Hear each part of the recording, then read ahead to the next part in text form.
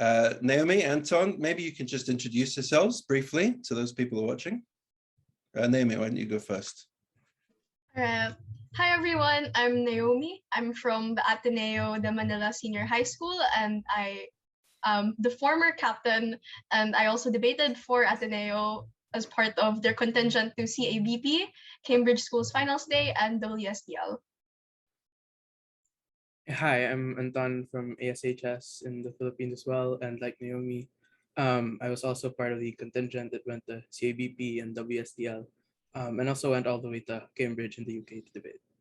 Awesome. Well, we'll get onto that in a second. How long have you guys been debating? I don't mean together necessarily, but just in general, when did you start?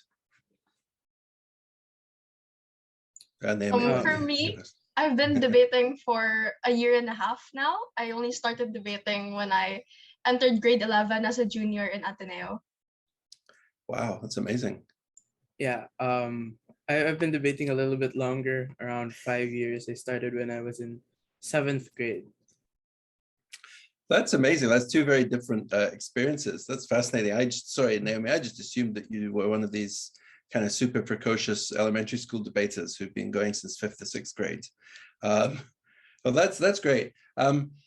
What do you like about competitive debate specifically? Because some people like to debate, but they don't love competitions, but I assume that you guys do enjoy it. So Naomi, what do you enjoy about competitive debate specifically? What I like about competitive debate so much is that it pushes you to be excellent, that you shouldn't really settle for who you were in the past, and that each round challenges you to always be smarter, to be more compassionate, to learn more about the world and yourself, and how you're able to express yourself about all these different emotions and topics. Mm-hmm. Yeah, competitive debating as an activity is often unkind in the sense that it is incredibly rigorous. It is incredibly challenging in many ways. But that is the reason why I have loved to pursue it for the past 5 years. It's because you grow as a debater, you grow as a person, and you're able to think better on your feet and think better in general and think more critically about the things around you, not just in like the motions in debate. And when you logged on for the first round of the CABP Southeast Asia tournament in, I think, December 2021, did you expect that you would be debating the finals of the Cambridge Schools competition 4 months later? What were your expectations of the tournament? We didn't really expect it. In many ways, we thought it would just be another online tournament because that's what we've been used to for the past several months. And it was even more unreal that we were able to go all the way to the UK in person, given that all the tournaments I have ever gone to were online.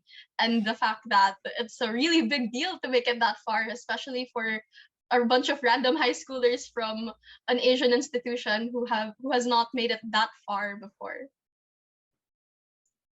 So my story is in CABP before last year, we also made it to the final of CABP, and we had 3 teams in that final, and we all thought that, you know, we were so close we would win the tournament, and we ended up not winning the tournament. So after that, we all just went on a Discord call, and we were all kind of sad about it. And then coming into CABP last December, there was a lot of anxiety and pressure that we might make it to the final and it might happen again.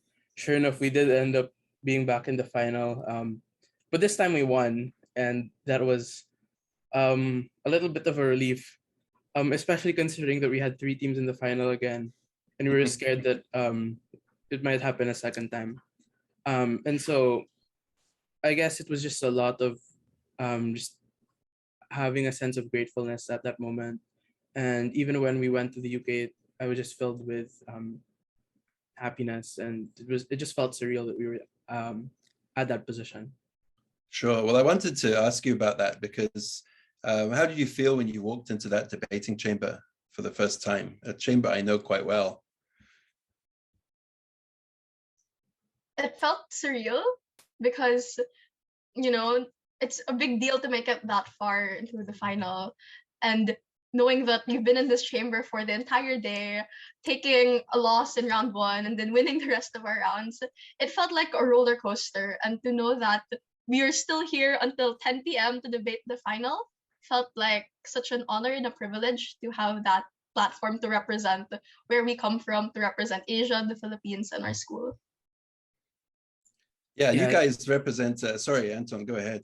yeah, it really just was surreal to be in that chamber and walk in the same halls that a lot of very dignified people have gone to and speak on the same podium that so many people have had the opportunity to speak on, like the Dalai Lama, and just people that we wouldn't expect to find ourselves in the same, well, in a similar position speaking in. Sure. But you guys represent a very well-known institution, both the school and, of course, Ateneo University have a long history in debate. This is the point where you can give a shout out to your coaches, because I know you have among some of your coaches some of the best debaters in the world. So give me 30 seconds on why your coaches are so awesome.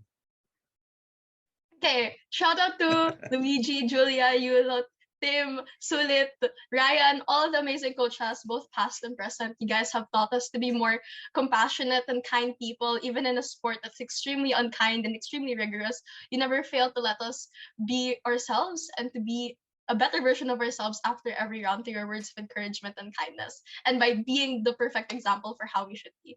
Okay, Anton, go. Yeah, a quick shout out also to the alumni of ASHS or Ateneo Debate in general, and not just the coaches, because everyone in the community is so helpful and so supportive. So David, Miko, Jaime, Gab, Maya, Nico, all of you people are so helpful and so generous with your time and your efforts in helping us to grow and to develop as debaters and, well, reach our goals. Yeah, you stand on the shoulders of giants, as they say. Last couple of questions about CABP.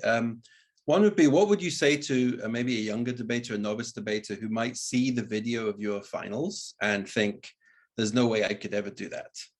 How would you encourage that sort of person to believe that they too can be maybe not quite as good as you, but almost as good as you? Well, everyone has had that feeling, and that's perfectly valid. And it's definitely a normal part of debating, because debating is just really intimidating like that. But know that that person you're watching giving that speech right now, they were like you as well. They had to go through that novice stage at some point in their lives, and it's because of that grit, that perseverance, and that dedication to keep going that allowed them to become this person you look up to now. And you can be in that exact same position as well. So just don't give up, and that in spite of the challenges that the sport brings, there will be a way for you to achieve the goals that you set for yourself. Yeah, debate is a community that builds upon each other. So we might seem like we're really good debaters that win a championship, but in reality, all of you have the opportunity and the resources to surpass us.